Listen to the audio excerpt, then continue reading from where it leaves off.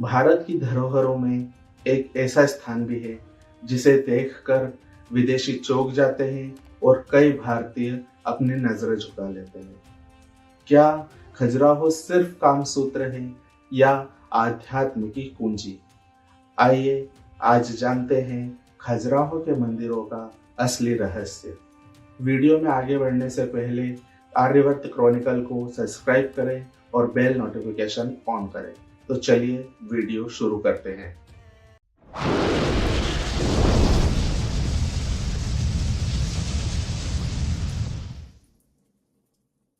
खजुराहो मध्य प्रदेश के छतरपुर जिले में स्थित बुंदेलखंड क्षेत्र का एक प्राचीन शहर है, जहां भारत की संस्कृति और वास्तुकला के उदाहरण भरे हुए हैं।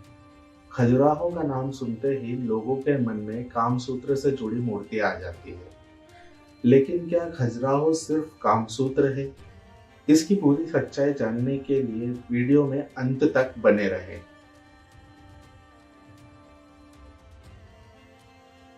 खजुराहो के मंदिरों को ठीक से समझने के लिए हमें उनके निर्माण से पहले की राजनीति और सांस्कृतिक पृष्ठभूमि को भी समझना होगा। खजुराहो के मंदिरों का गौरवशाली इतिहास उस समय शुरू होता है जब चंदेल वंश के राजा अपने राज्य की स्थापना करते हैं और स्वतंत्रता की घोषणा करते हैं।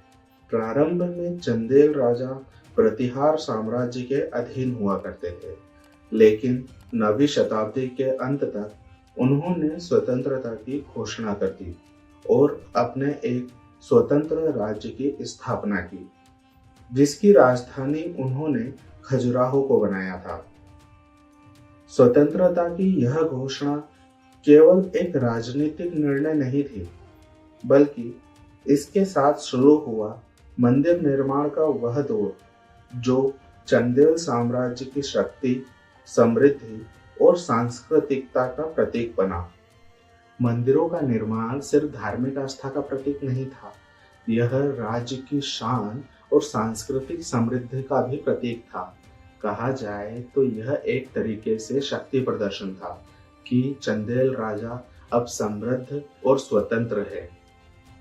विशाल मंदिर, जटिल शिल्पकारी और बारीक नक्काशी, यह सब राजवंश के वैभवशाली स्थिति को दर्शाने के साथ साथ देवताओं के प्रति उनकी गहन भक्ति का भी प्रमाण थे।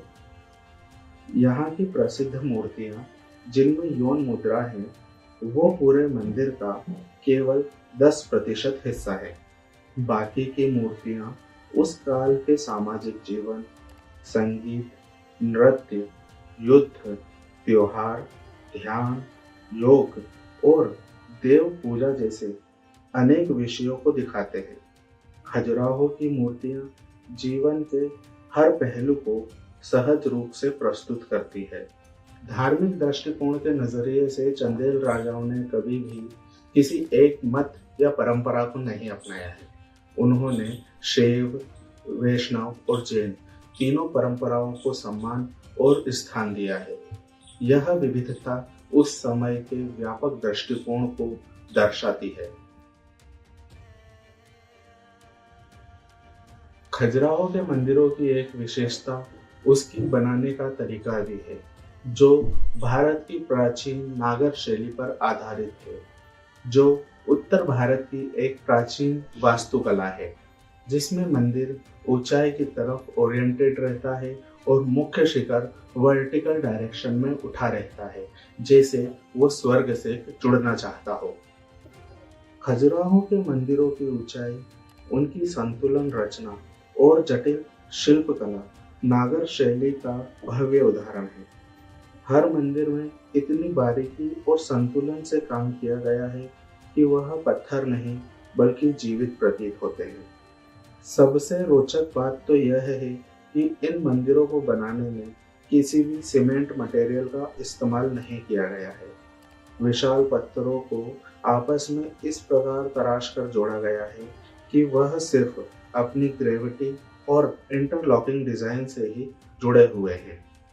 इंजीनियरिंग की दृष्टि से यह एक चमत्कार है, जिसे आज के मॉडर्न इंजीनियर भी देखते हैं तो वह अचंभित हो जाते हैं। इन्हीं इंटरलॉकिंग डिजाइन के कारण यह मंदिर इतने समय तक टिके हुए हैं। खजुराहो में इन मंदिरों को बनाने के लिए सिर्फ इसलिए नहीं चुन लिया गया क्योंकि यह जगह बहुत ही सुंदर है। मंदिरों के स्थान का निर्णय सौर ऊर्जा के प्रवाह, ज्योमेट्रिकल दिशाओं और खगोलीय गणनाओं के आधार पर किया गया था, ताकि यहाँ हमेशा सकारात्मक ऊर्जा बनी रहे। यही कारण है कि जब कोई व्यक्ति इन मंदिरों के परिसर में प्रवेश करता है तो उसे एक विशेष शक्ति, ऊर्जा और देवता का अनुभव होता है, मानो यह जगह केवल देखने के लिए नहीं बल्कि अंतरात्मा से जुड़ने के लिए बनाई गई हो कि अंतरात्मा से जुड़ने के लिए बनाई गई हो। जब हम खजुराहो को बनावट की दृष्टि से नहीं, आध्यात्मिक दृष्टिकोण से देखते हैं, तब इस मंदिर का हमें और भी रहस्य सामने आते हैं। यह स्थान सिर्फ पूजा और कला के लिए नहीं, बल्कि तंत्र शास्त्र, ऊर्जा जागरण और ध्यान केंद्र के लिए भी बनाया गया था।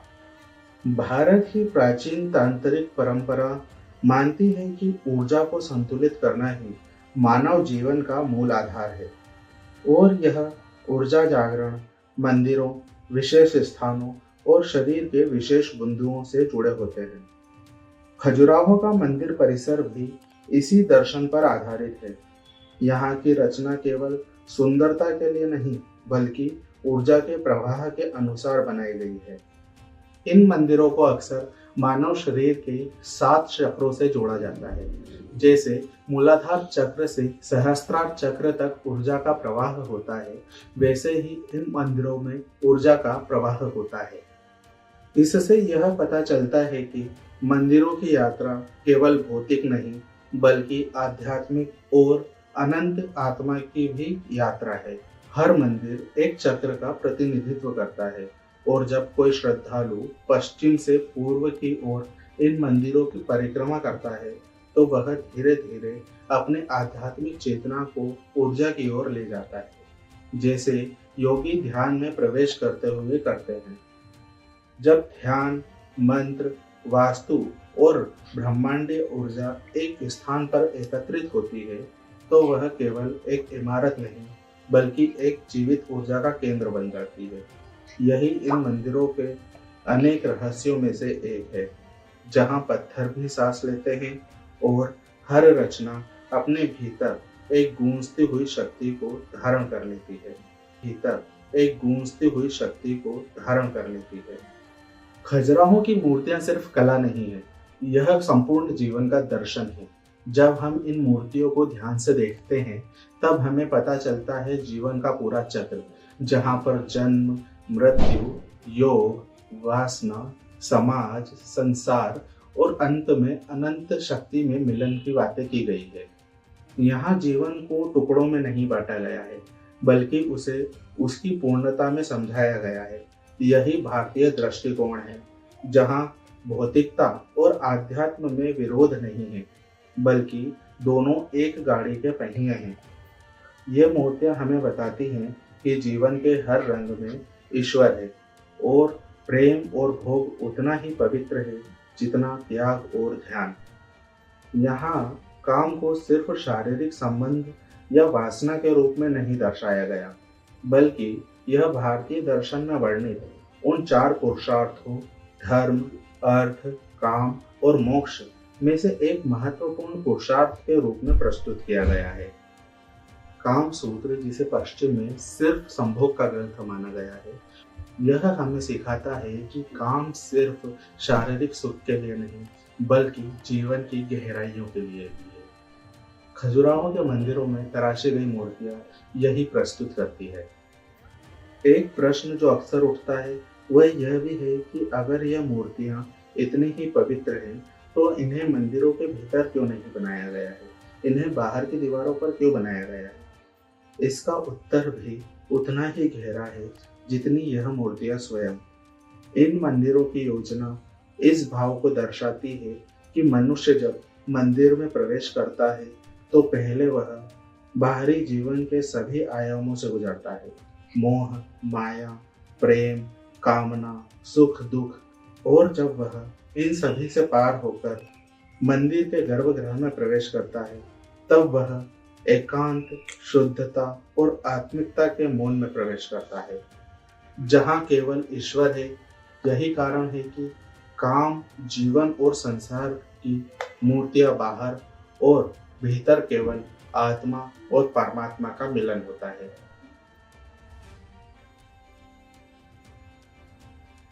खजुराहो के मंदिरों को लेकर एक बड़ी विडंबना ये भी है, जिस भारतीय कला को सौंदर्य, समर्पण और आध्यात्म की दृष्टि से बनाया गया था, उसे अंग्रेजों ने हमेशा गलत ही समझा है। विशेष रूप से जब ब्रिटिश राज्य के दौरान भारत पर अंग्रेजों का शासन था, तब खजुराहो की मूर्तियों को अश्लील और अनैतिक करार कर दिया गया। ब्रिटिश अधिकारियों ने अपने माइंडसेट के अनुसार इन मूर्तियों को आंकना शुरू कर दिया, जो काम और प्रेम को शर्म और अपराध से जोड़ते थे। इससे यह भी हुआ कि इन मंदिरों पर उनकी वही दृष्टि थोपी गई, जिससे भारतीय सांस्कृतिक धरोहर को केवल कामुकता की सोच में बंद कर दिया गया। यह वही दृष्टिकोण था जहां पर भारतीय जीवन की फिलोसॉफी को पूरी तरीके से नजरअंदाज कर दिया गया था। हमारे यहाँ जीवन को टुकड़ों में नहीं बांटा गया। हमारे यहाँ धर्म, अर्थ, काम और मोक्ष चारों को ही जीवन का अटूट हिस्सा माना गया है। इन्हीं चारों से हमारा जीवन पूर्ण होता है। हम जब खजुराहो की मूर्तियों को केवल शरीर तक सीमित कर देते हैं, तो हम उसकी आत्मा को नजरअंदाज कर बैठते हैं। ये मूर्तियाँ केवल वासना नहीं, बल्कि प्रेम, समर्पण, संतुलन, जीवन की लय और स्पिरिचुअल ग्रोथ का प्रतीक है। परेशानी यह भी है कि आज कई विदेशी पर्यटक और यहाँ तक कि कई भारतीय लोग भी खजुराहो को सिर्फ सेक्स टूरिज्म की नज़र से देखते हैं, बिना यह समझे कि यह मंदिर एक गहरे दर्शन को मूर्तियों में व्यक्त करता है। जब कोई इन मूर्तियों को सिर्फ कामुकता के चश्मे से देखता है, तो वह भारत की उस महान परंपरा को समझ नहीं पाता, जिसे जीवन के हर अनुभव को पूज्य और जरूरी माना है। हमारा भी इन वीडियो को बनाने का उद्देश्य यही है कि उन गलत धारणाओं को तोड़ना जो ब्रिटिश राज्य के समय से इन मंदिरों के चारों ओर फैली हुई है, और उसके पीछे के भारतीय दार्शनिक, वास्तुकला और भारतीय इतिहास को उजागर करना। खजुराहो के मंदिर केवल हमारे ऐतिहासिक प्रतीक नहीं है, लेकिन वह हमारे सांस्कृतिक चेतना के भी प्रतीक है। जैसे जैसे समय गुजर रहा है, इन मंदिरों को संरक्षण की चुनौतियों से भी गुजरना पड़ रहा है। एक समय था जब खजुराहो में 85 से ज्यादा मंदिर थे, जो आज घटकर सिर्फ 22 रह गए हैं। ये मंदिर प्राकृतिक आपदाओं, समय की मार और आक्रमणकारियों के कारण नष्ट हो गए हैं, लेकिन जो बचे हैं वे आज भी भारत के भव्य इतिहास और शिल्पकला की मिसाल है। ऐसे में इन बचे हुए मंदिरों का संरक्षण केवल एक सरकारी जिम्मेदारी नहीं, बल्कि हमारी सांस्कृतिक जिम्मेदारी भी बन जाती है। Archaeological survey of India in मंदिरों के संरक्षण और पुनर्संरचना में एक प्रमुख भूमिका निभा रहे हैं। इन्होंने इन मंदिरों की साफ सफाई, मरम्मत और अंतर्राष्ट्रीय स्तर पर इनका प्रचार प्रसार भी किया है। संरचनात्मक मजबूती, शिल्प संरक्षण और इंफॉर्मेशन बोर्ड के माध्यम से अब इन मंदिरों को समझना और अनुभव करना पहले से कहीं अधिक आसान हो गया है। आर्कियोलॉजिकल सर्वे ऑफ इंडिया यह सुनिश्चित करने का प्रयास कर रहा है आने वाली पीढ़ी भी खजुराहो के इन विरासत से जुड़ी रहे। हर साल यहाँ पर आयोजित होने वाले खजुराहो डांस फेस्टिवल ने इसे एक ऐतिहासिक स्थल से आगे बढ़ाकर एक मंच प्रदान करा है, जहाँ पर कथक, कुचिपुड़ी, मणिपुरी और कई तरह के सांस्कृतिक नृत्य मंदिरों के आश्रय में होते हैं। यह पर्व सिर्फ एक कला आयोजन नहीं, बल्कि परंपरा और आधुनिकता के संगम का प्रतीक बन चुका है, जो दर्शकों को बताता है कि खजुराहो आज भी जीवित है, न केवल पत्थरों में बल्कि भावनाओं में भी। इसी के साथ खजुराहो का भविष्य केवल इतिहास तक सीमित नहीं है। यह ग्रामीण और वैश्विक टूरिज्म नए अवसरों का केंद्र बन रहा है। यहाँ केवल अंतर्राष्ट्रीय पर्यटक नहीं आते, बल्कि आसपास के ग्रामीण इलाकों को भी पर्यटन, हस्तशिल्प, लोक कला और सांस्कृतिक विनिमय के माध्यम से रोजगार और पहचान मिलता है। अगर यह विरासत सही तरीके से संरक्षित और प्रस्तुत की जाए तो यह भारत के सांस्कृतिक पुनर्जागरण का एक बड़ा स्तंभ बन सकती है। इतना सब बताने के बाद मैं सिर्फ ये कहना चाहूँगा कि खजुराहो कोई शर्म की बात नहीं है, वो हमारा गौरव है। यह मंदिर हमें सिखाते हैं कि जीवन को समझो, उसे नकारो नहीं। अगर आप आपके शरीर को समझ लोगे तो आप आपकी आत्मा को समझ लोगे। क्या आप अब तैयार हैं खजुराहो को समझने के लिए, सिर्फ देखने के लिए नहीं, उसे जीने के लिए? कमेंट करें खजुराहो ज्ञान की नगरी और आर्यवर्त क्रॉनिकल को सब्सक्राइब करें और बेल नोटिफिकेशन ऑन करें ताकि आप तक सभी वीडियोस की जानकारी सबसे पहले पहुंच सके। आप हमें यूपीआई के माध्यम से भी सपोर्ट कर सकते हैं। जय श्री महाकाल।